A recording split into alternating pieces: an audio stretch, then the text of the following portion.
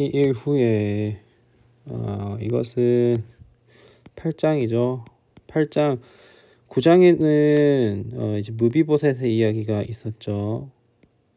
이 이야기가 있기 전에 8장에서 일이 있은 이후에 10장으로 넘어오는 그 이야기를 얘기하고 있습니다. 이 후에 암몬 자손의 왕이 죽고 그 아들 하눈이 그 뒤를 이어서 왕이 됐습니다. 하눈이 왕이 되었습니다. 암몬의 왕 하눈. 자, 왕이 바뀌게 되었을 때 어떤 일이 일어나게 될까요? 사울에서 다윗으로 바뀌게 되었을 때 우리는 일어난 일들을 보게 되었는데 또 암몬에서도 이렇게 왕이 바뀌게 됐을 때 어떤 일이 일어나나. 하눈의 아버지 나하스가 내게 잘해 주었으니 나도 그의 아들 하눈에게 은혜를 갚아야겠다. 거의 다윗은 은혜 갚은 까치처럼 굉장히 진 빚을 잘 갚는 그런 모습을 보게 되죠. 다윗은 그의 아버지 죽음을 애도하려고 하눈에게 사절단을 보냈습니다. 다윗의 신하들이 암몬 자손의 땅에 이르게 되자 암몬 귀족들이 자기들의 주 하눈에게 말했습니다. 이 친구들이 하눈에게 이야기를 하는 것이죠. 다윗이 애도의 뜻을 전한다고 왕께 사람을 보낸 것이 왕의 부친을 존경해서 그러는 것이라고 생각하십니까? 그가 성을 탐색하고 정찰해서 손에 넣으려고 저들을 보낸 것이 아니겠습니까? 라고 이렇게 얘기를 합니다. 자, 이 사람들이 간신배인가요? 아니면은 뭘까요? 왜 그렇게 생각하게 될까요? 자, 이 사람들이 이렇게 생각하게 된 그런 근거가 있지요. 근거가 있는데 우선 제가 지도를 좀 준비를 했는데요. 지도를 좀 보면서 할까요? 여기 여러분 8장 그러니까 월요일에 했었던 본문을 보게 되면 지금 이제 여기 이스라엘이 이렇게 있는데 여기에서 지금 8장에 무슨 일이 있었냐면 모압과 그리고 에돔 여기를 지금 전부 다 정복이라고 해야 되나? 어쨌든 이렇게 다 정리가 됐어요. 정리가 돼가지고 8장에서 여러분들이 봤다시피 모압과 그리고 에돔은 전부 다 다윗 선에서 이제 다 정리가 된 것입니다. 지금 이제 여기를 반으로 나누게 됐을 때 이제 암몬과 그리고 아람이 남게 됐죠. 지금 암몬에 있는 사람들은 아무래도 이 에돔에 있었던 일들과 모압에 있었던 일들을 전부 다 듣고 있었을 거 아니에요. 그렇기 때문에 이 근거를 통해서 지금 다윗이 지금 이제 우리도 차례차례 지금 치려고 하는 게 아닌가 이렇게 지금 경계심을 갖고 있는 것이죠. 이 사람들 뭐 나쁘다고 할 수는 없는 것 같아요. 그런 정황을 보게 됐을 때. 하지만 그럼에도 불구하고 물론 다윗이 지금 이제 에돔과 모압을 정리하긴 했지만 그렇지만 다윗은 어쨌든 이런 목적을 가지고서 간 것이죠.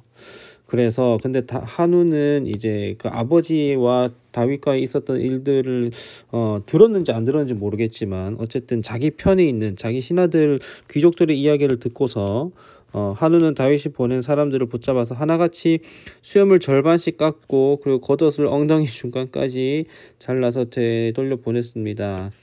상당한 수치와 조롱거리가 되는 그런 모습을 보게 되는 것이죠.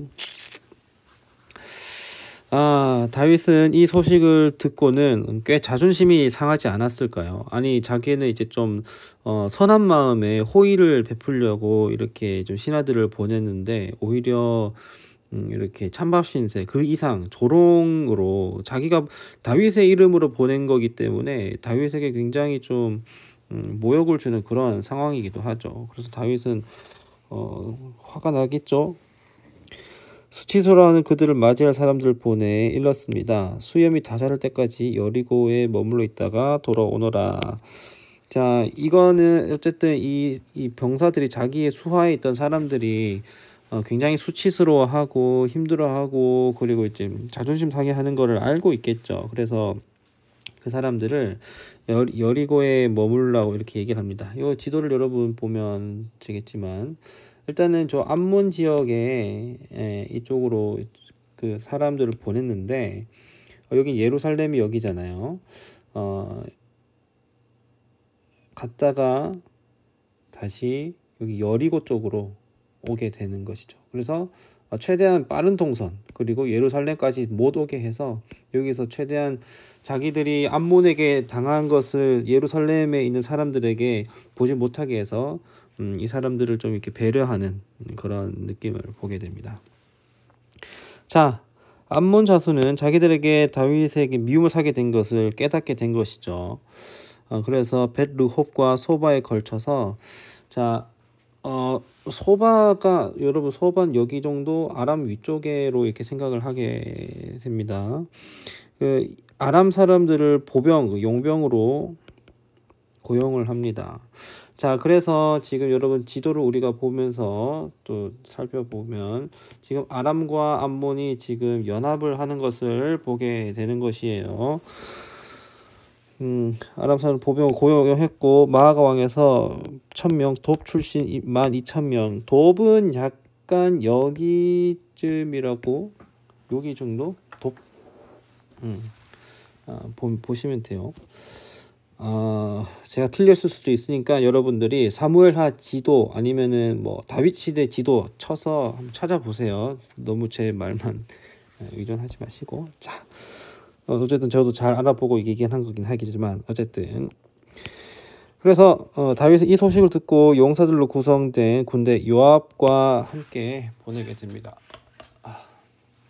암몬 자손은 나와서 성문에서 이제 길막 입구 막기 알죠? 입구 포통 캐논 받고 벙커 짓고 성큼 받고 러커 심고 해서 입구에서 이렇게 하는 거 상당히 중요하죠. 전략적입니다.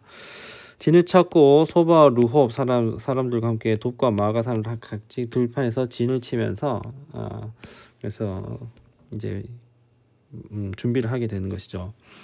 자, 근데 요압이 앞뒤로 적진이 서 있는 것을 보고 그러니까 이제 포위가 됐다라는 것을 요압은 알게 된 거예요.